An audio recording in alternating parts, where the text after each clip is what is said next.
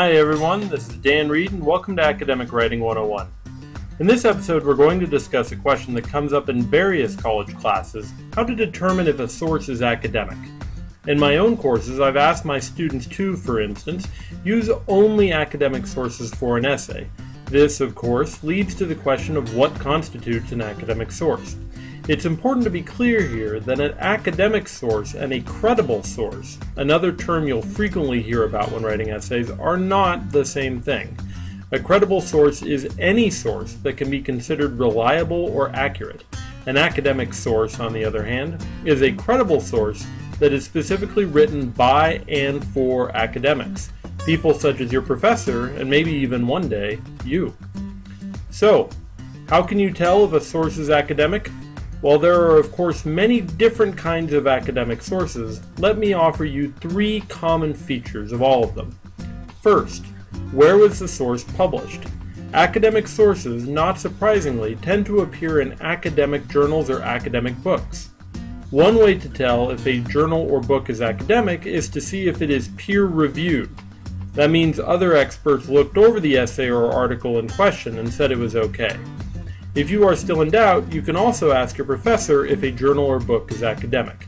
They'll almost certainly be able to tell you. The second feature common in academic sources is citations. You know those systems like MLA or APA your professors make you use? Well, professional academics use those too. One quick way to tell if a source is academic is to flip to the back of the essay or book and look for a works cited or bibliography page, one mentioning all the sources that author used. If such a page is missing, the source probably isn't academic. The third common feature in academic sources is academic authors. So, who is the author of your source? Here, look for authors who are professors, or who have advanced degrees, or who work in the field in question.